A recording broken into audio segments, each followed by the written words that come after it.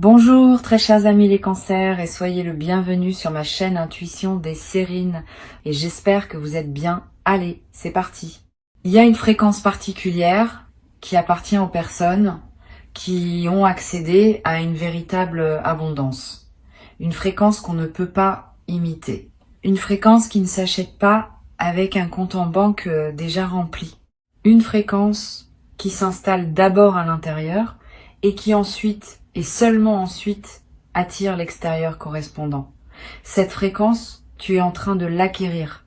Pas par hasard, pas par chance, par l'aboutissement d'un travail intérieur que tu as mené souvent, sans même réaliser que tu le menais. Et c'est cette fréquence qui va transformer ton rapport à la richesse de manière durable et profonde. La notion de millionnaire dont je veux te parler dépasse largement le simple chiffre sur un relevé bancaire. Devenir millionnaire au sens véritable, c'est entrer dans une posture intérieure où tu disposes d'une telle abondance de toutes choses précieuses que les manques anciens deviennent impensables. Abondance financière, oui, mais aussi abondance de temps, abondance de relations nourrissantes, abondance d'inspiration créatrice, abondance de moments de paix profonde, abondance d'opportunités qui se présentent plus vite que tu ne peux les saisir. Cette multidimensionnalité de la richesse est ce qui distingue les personnes vraiment abondantes de celles qui ont seulement de l'argent. Et toi, tu es appelé à la véritable abondance, pas à sa version appauvrie. Le choc dont parle le titre n'est pas un choc négatif. C'est l'effet de surprise que produit, sur ton entourage et même sur toi-même, la rapidité avec laquelle ta réalité va commencer à changer une fois que la fréquence d'abondance est solidement installée. Les gens autour de toi vont remarquer quelque chose. Pas forcément des changements matériels visibles dans les premières semaines. Plutôt un changement dans ta présence. Une assurance nouvelle. Une légèreté qui contraste avec les périodes plus tendues qu'ils t'avaient connues. Et puis progressivement, à mesure que la fréquence intérieure se traduit en manifestation extérieure, le choc va s'amplifier. Parce que ce qui se construit pour toi a une rapidité d'apparition qui surprendra ceux qui n'ont pas suivi ton travail intérieur. Tu vois, l'argent suit l'énergie. Cette loi simple est connue depuis longtemps mais souvent mal comprise. On pense qu'il suffit de visualiser l'argent pour qu'il arrive. Ce n'est pas tout à fait cela. Il faut visualiser, oui, mais surtout incarner la fréquence qui correspond au niveau d'abondance souhaité. Cette incarnation se travaille à de multiples niveaux. Dans la manière dont tu te parles à toi-même, dans les croyances que tu portes, dans la posture corporelle que tu adoptes, dans les choix quotidiens que tu fais, même les plus petits. Tout cela contribue à construire ou à défaire la fréquence d'abondance. Et toi, sans toujours t'en rendre compte, tu as construit cette fréquence pas à pas au fil des derniers temps. Maintenant, elle est suffisamment solide pour produire des résultats tangibles. Ici, sur Intuition des Sirènes, je veux te parler de ce qui distingue ceux qui passent à un autre niveau de prospérité de ceux qui restent toute leur vie au même niveau. Ce n'est pas l'intelligence, c'est pas la chance, c'est pas le talent, c'est la disposition intérieure à recevoir. Beaucoup de personnes très intelligentes, très talentueuses, très chanceuses restent pourtant à un niveau modeste toute leur existence parce qu'elles n'ont jamais accepté profondément de recevoir au-delà de ce qu'elles considèrent comme leur dû minimal. Elles ont plafonné leur capacité à accueillir, et tant que ce plafond invisible n'est pas levé, aucun talent ne suffit à percer. Toi, tu es en train de lever ce plafond. C'est cela le travail réel qui s'opère. La levée de ce plafond intérieur est l'événement le plus important qui puisse t'arriver dans ta relation à l'argent. Bien plus important qu'un coup de chance ponctuel. Parce que un coup de chance, sans lever de plafond, se dissipe rapidement. L'argent gagné inopinément retourne d'où il est venu. C'est ce qui explique pourquoi tant de personnes qui gagnent à des loteries se retrouvent quelques années plus tard dans une situation financière pire qu'avant. Elles n'avaient pas levé leur plafond intérieur. L'univers leur a donné, mais elles n'ont pas pu garder. Toi, tu fais le travail dans le bon ordre. Tu lèves le plafond d'abord. L'argent qui arrivera ensuite trouvera un contenant capable de le retenir et de le faire grandir. je veux te parler de ton rapport au luxe. Beaucoup de personnes pensent que le luxe, c'est de l'extravagance, que désirer du beau, du raffiné, du qualitatif, c'est être superficiel. Cette vision appauvrissante est souvent inculquée pour décourager le désir d'élévation. Mais le luxe authentique n'a rien à voir avec l'extravagance ou la superficialité. Le luxe authentique, c'est l'expression matérielle d'un respect que tu te portes. C'est dire à ton corps qu'il mérite des matières douces. Dire à tes yeux qu'il mérite de la beauté. Dire à ton temps qu'il mérite d'être passé dans des espaces qui te nourrissent. Cette permission à recevoir du luxe est l'une des étapes vers une véritable prospérité. Tu peux l'accorder à toi-même progressivement, dans la mesure de tes moyens actuels, en attendant que ces moyens s'élargissent. Tu vas commencer à attirer dans ton quotidien des éléments de qualité supérieure à celle à laquelle tu étais habitué, pas forcément de manière spectaculaire, de manière subtile mais constante, un produit de meilleure qualité qui apparaît dans ta cuisine, un service auquel tu as accès et qui était hors de ta portée auparavant, une invitation dans un lieu plus raffiné, une occasion de voyager qui se présente. Ces apparitions ne sont pas le hasard. Elles sont le signe que ta fréquence est en train de s'élever et que les éléments qui correspondent à cette nouvelle fréquence commencent à entrer naturellement dans ton champ. Sois attentif à ces signes. Ils te confirment que le mouvement est en marche. Il y a une chose précieuse qu'il faut comprendre à propos de la richesse véritable. Elle n'est jamais en compétition avec celle des autres. Les personnes qui pensent qu'il y a une quantité limitée d'abondance dans l'univers et que ce que les uns reçoivent est forcément retiré à d'autres, restent dans une mentalité de pénurie qui les empêche d'accéder à leur propre prospérité. La vraie compréhension, c'est que l'abondance se crée. Elle ne se distribue pas à partir d'un stock fini.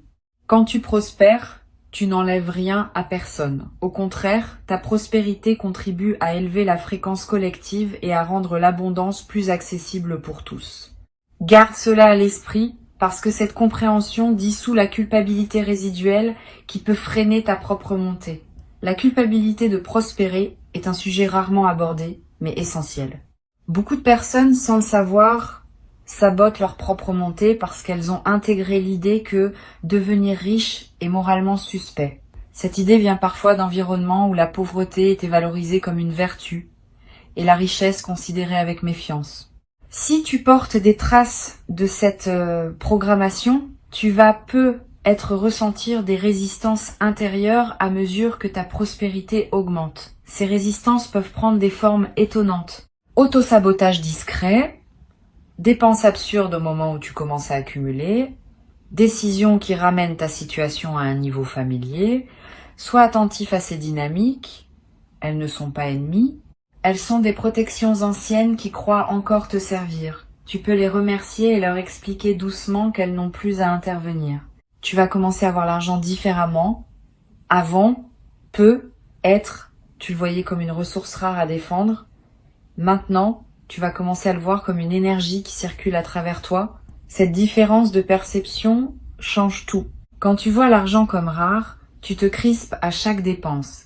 Et cette crispation envoie à l'univers le message que tu es en mode pénurie, ce qui attire à toi davantage de pénurie. Quand tu vois l'argent comme une énergie qui circule, tu peux dépenser avec joie pour ce qui te nourrit, parce que tu sais que d'autres entrées vont suivre.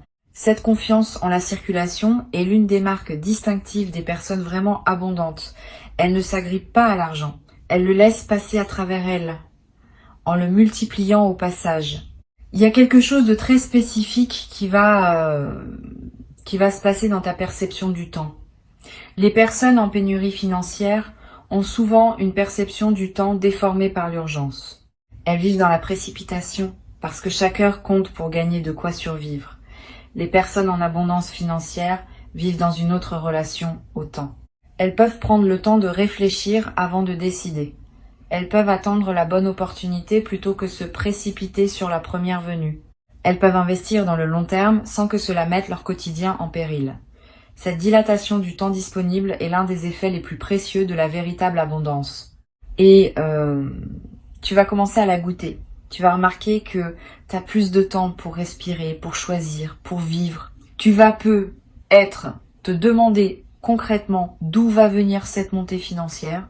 La réponse honnête, c'est que les canaux par lesquels l'argent peut arriver sont multiples et que la vie est créative dans la manière dont elle organise ses arrivées. Cela peut venir d'un projet professionnel qui décolle.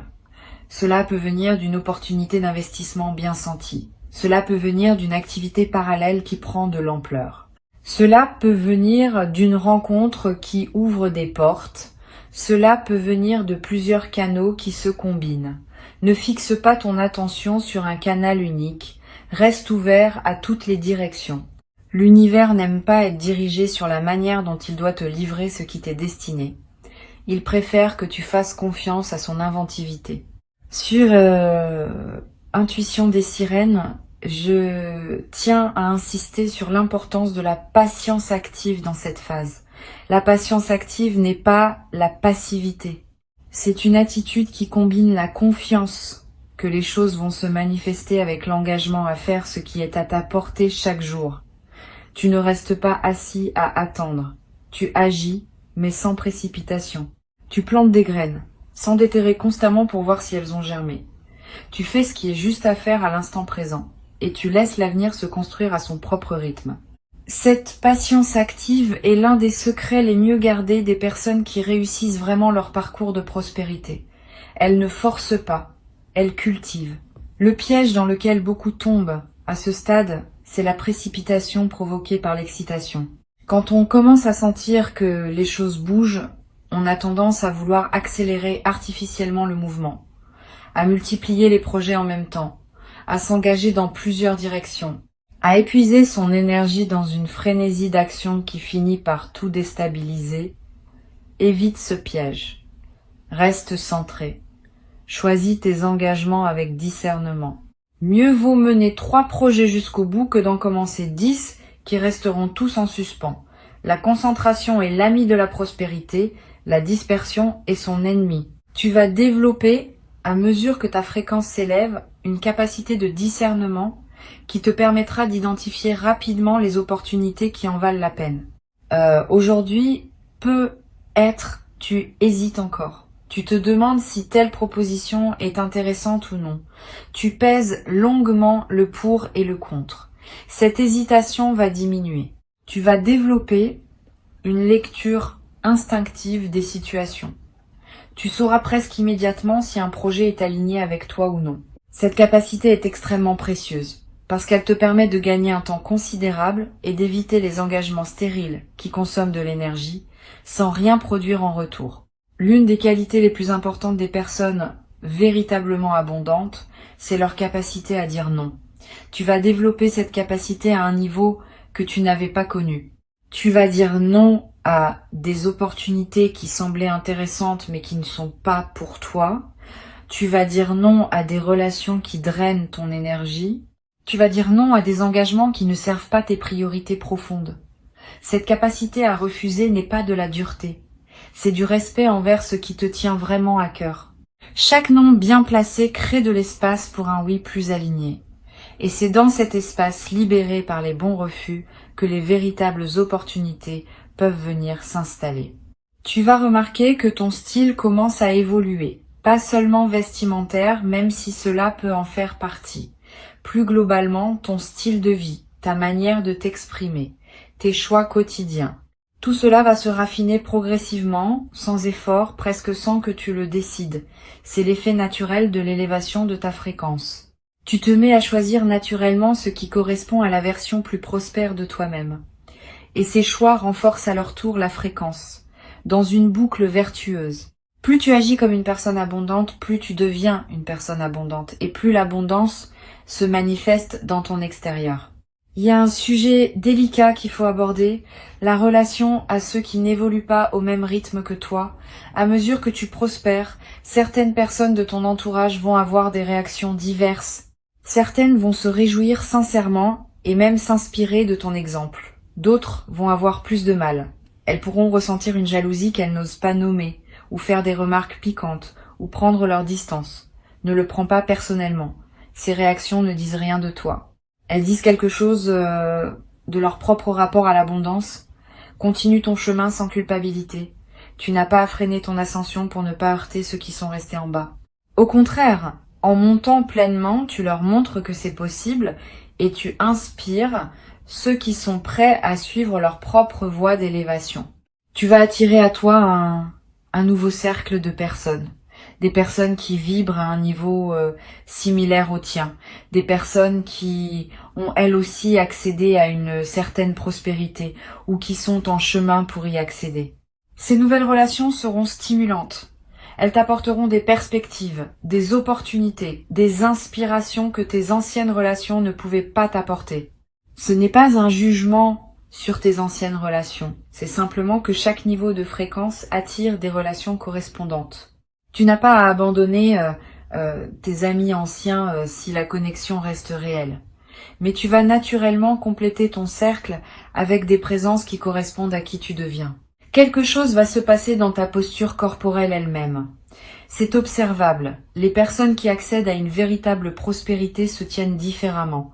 Elles occupent l'espace différemment. Pas avec arrogance, avec aisance. Tu vas remarquer que tu te tiens plus droit, sans avoir à y penser. Que tu prends ta place dans une pièce sans te faire petit. Que tu parles avec un débit plus posé, parce que tu n'as plus l'urgence de prouver quoi que ce soit. Ces transformations physiques sont à la fois la conséquence et le renforcement de ton élévation intérieure. Le corps suit la conscience et la conscience suit le corps. C'est une boucle dans les deux sens. Tu vas commencer à apprécier des plaisirs simples avec une intensité nouvelle. C'est l'un des paradoxes intéressants de la véritable abondance. Plus on devient abondant, plus on goûte profondément les choses simples. Le café du matin devient un moment précieux. La promenade dans un parc devient un luxe. La conversation avec un proche devient une richesse. Cette intensification du goût pour le simple est l'un des marqueurs des personnes vraiment riches intérieurement, par opposition à ceux qui n'ont accumulé que de l'argent sans avoir travaillé leur conscience. Tu fais le travail dans le bon sens. Tu vas devenir riche en goût autant qu'en moyens. Sur Intuition des sirènes, j'observe régulièrement que les personnes qui réussissent à transformer durablement leur situation financière partagent une caractéristique commune. Elles ont fait la paix avec leur passé financier, tous les épisodes de manque, toutes les erreurs commises avec l'argent, tous les regrets, tous les moments où elles ont accepté moins que ce qu'elles méritaient. Tout cela a été relâché, pardonné, intégré comme partie d'un parcours. Sans cette paix avec le passé, le futur peine à se construire, parce que les blessures non guéries du passé continuent à émettre des signaux de pénurie qui contredisent les nouvelles intentions de prospérité. Fais ce travail de paix. Pardonne-toi. Pardonne aux situations. Libère-toi de ce qui t'attache encore à des regrets financiers anciens. Cet acte de libération crée la marge nécessaire pour que la prospérité nouvelle puisse vraiment s'installer. Il existe un mode opératoire des personnes vraiment abondantes que tu vas adopter naturellement. Ce mode consiste à toujours penser en termes d'investissement plutôt qu'en termes de dépenses. Quand tu mets de l'argent quelque part, demande-toi ce que cela construit, pas seulement matériellement, émotionnellement, énergétiquement, stratégiquement. Cette habitude de penser en investissement s'applique à tout. À l'argent, oui, mais aussi au temps, aux émotions, aux relations, à l'attention. Tout ce que tu places quelque part construit quelque chose. Choisir consciemment où tu investis devient l'une des habitudes les plus puissantes pour générer une prospérité durable. Tu vas développer un rapport plus joyeux à la générosité. La générosité, vue depuis la pénurie, est un sacrifice. On donne, mais avec un pincement au cœur. Vue depuis l'abondance, la générosité devient un plaisir. On donne, et le don nous nourrit autant que le receveur. Cette transformation de ton expérience de la générosité va être l'un des plaisirs inattendus de ta nouvelle fréquence. Tu vas avoir envie de partager, pas par devoir, par débordement. Cette générosité débordante a quelque chose de magique. Elle attire à toi davantage encore d'abondance, parce qu'elle confirme à l'univers que tu es un canal ouvert à travers lequel l'énergie peut circuler librement. Une chose importante à laquelle il faut être attentif, c'est ta capacité à célébrer tes propres succès. Beaucoup de personnes réussissent des choses remarquables et passent immédiatement à la suite sans prendre le temps de savourer ce qu'elles ont accompli. Cette absence de célébration est un sabotage subtil. Elle envoie au cerveau le message que ces succès ne comptent pas vraiment Et peu à peu, le cerveau cesse de produire les efforts nécessaires pour générer des succès qui ne seront pas honorés. Au contraire, célébrer même tes petites victoires renforce ta capacité à en générer de plus grandes. Apprends à fêter, à marquer les étapes, à te dire bravo. Cette pratique simple multiplie la fréquence à laquelle les bonnes nouvelles se présentent à toi. Tu vas vivre dans les périodes qui viennent des moments où tu te diras que tout cela ressemble presque à un rêve. Ces moments-là, savoure-les pleinement. Ne te précipite pas pour les expliquer ou les rationaliser. Laisse-toi simplement émerveiller par le fait que ta vie est en train de prendre une autre forme. Cet émerveillement est en lui-même un acte spirituel. Il honore ce qui se manifeste. Il maintient l'ouverture nécessaire pour que d'autres manifestations puissent suivre. Les personnes qui perdent leur capacité d'émerveillement coupent involontairement le flux de ce qui pouvait continuer à les surprendre. Garde cette capacité intacte. Émerveille-toi souvent. Ta créativité va connaître une expansion notable. La créativité est intimement liée à la prospérité car c'est par elle que de nouvelles solutions, de nouveaux services, de nouveaux produits peuvent émerger. Tu vas avoir des idées, plus d'idées que d'habitude, des idées variées. Certaines pourront être monétisées directement, d'autres enrichiront ta vie sans passer par l'argent. Toutes méritent ton attention. Note-les quelque part. Une idée qui n'est pas notée a tendance à s'évaporer. Une idée notée garde une chance de germer plus tard, parfois bien plus tard, dans des circonstances que tu n'avais pas anticipées. Tu vas peut-être découvrir, avec surprise, que des compétences que tu pratiquais sans y prêter attention ont une valeur que tu n'avais pas mesurée. Ce que tu fais facilement, naturellement, presque sans effort, peut être très demandé par d'autres. C'est l'une des erreurs les plus communes de penser que ce qui est facile pour soi est facile pour tout le monde. C'est pas vrai. Ta facilité dans un domaine est souvent le signe d'un talent réel, qui peut devenir une source de revenus si tu apprends à le proposer. Examine ta vie. Quelles sont les choses que tu fais sans y penser et que les gens autour de toi te demandent souvent? C'est peu. Être par là que se trouve une partie de ta voie de prospérité. Il existe une qualité particulière dans le rapport au risque qu'il faut développer pour accéder à une plus grande prospérité. Trop de prudence empêche d'avancer. Trop d'imprudence ruine. L'équilibre entre les deux s'apprend. Tu vas développer cet équilibre. Tu vas savoir quand prendre un risque mesuré et quand attendre. Cette intelligence du risque est l'une des compétences les plus précieuses dans le parcours de prospérité. Elle ne s'enseigne pas dans les livres.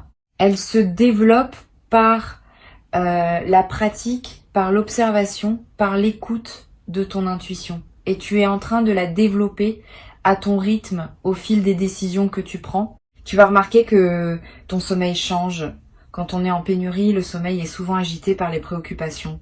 Quand on entre dans l'abondance, le sommeil devient plus paisible. Tu vas dormir mieux. Tu vas te réveiller plus reposé. Cette amélioration du sommeil est à la fois la conséquence et le moteur de ta prospérité.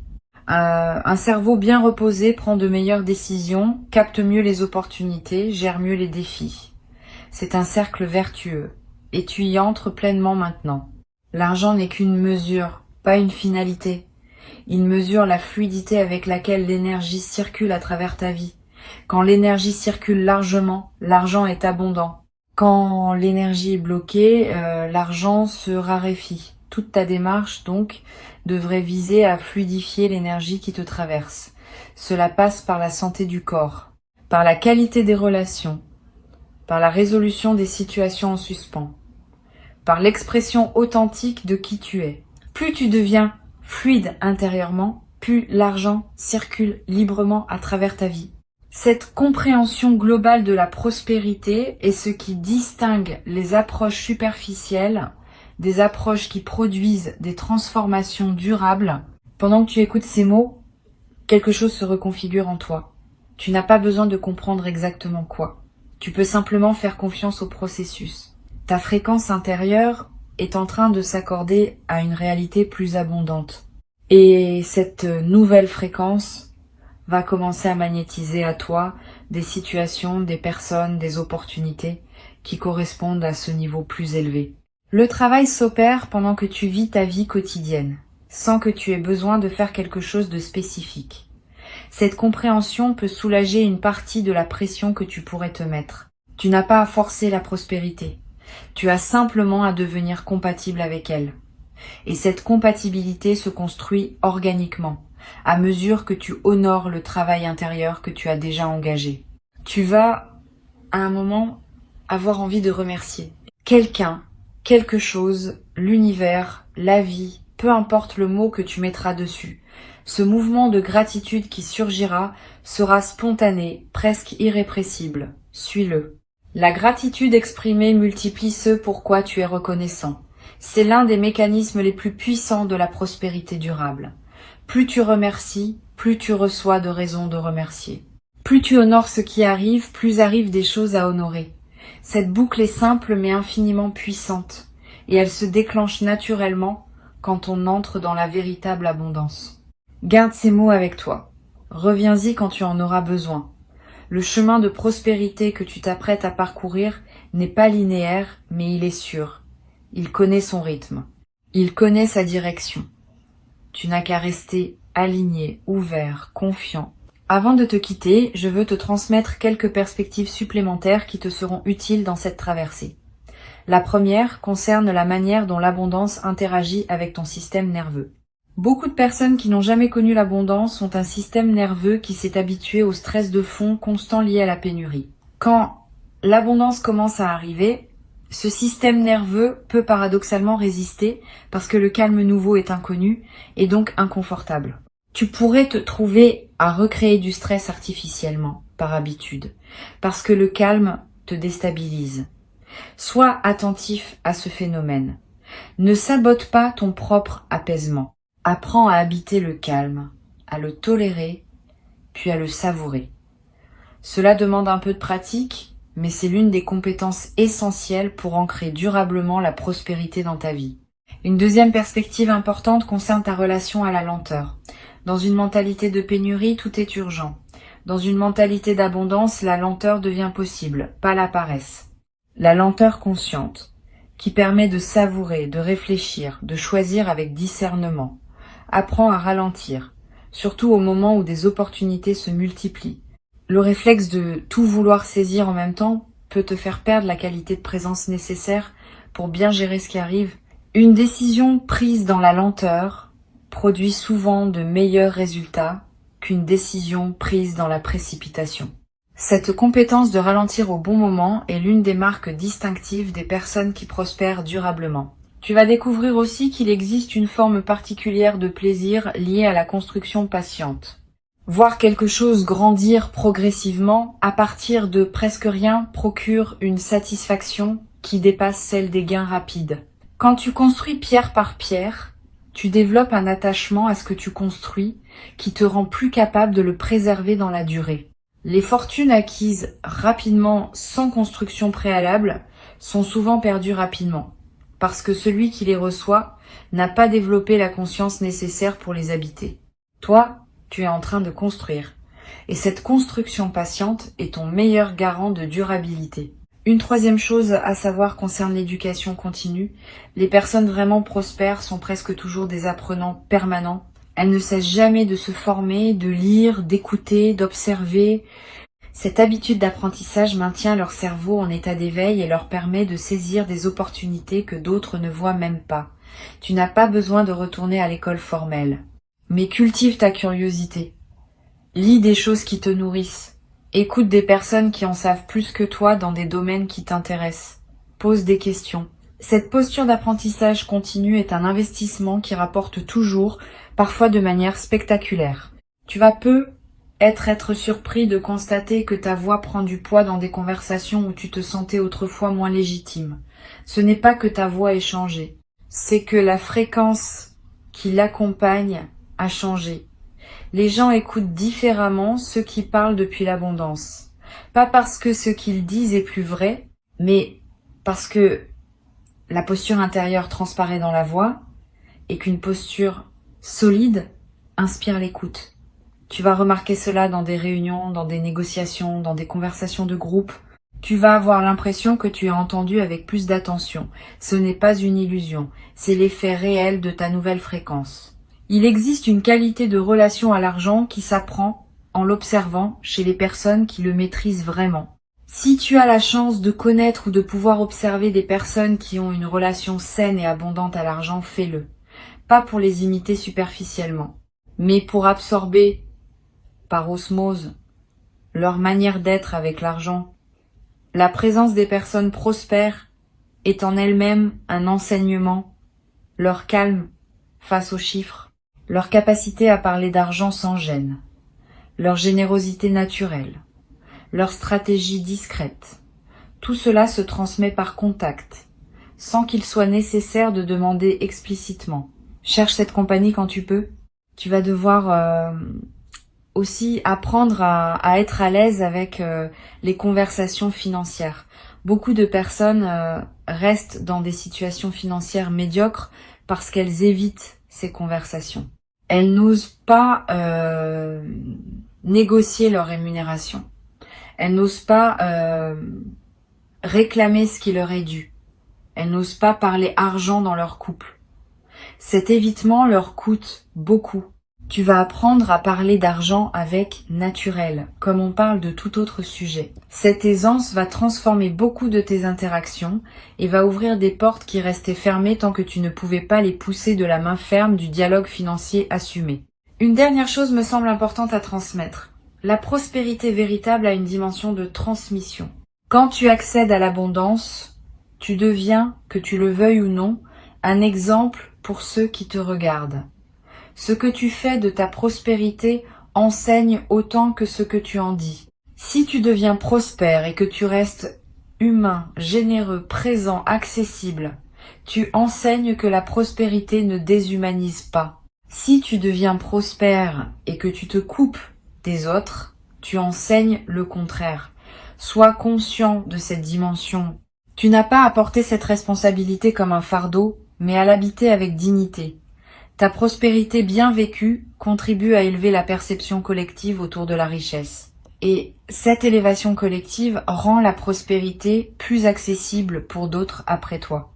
Et un jour, dans pas si longtemps, tu regarderas en arrière et tu verras à quelle vitesse les choses ont basculé.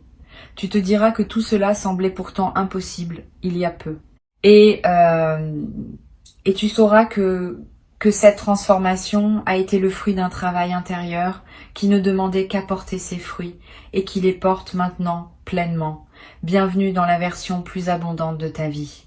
Elle t'attendait depuis longtemps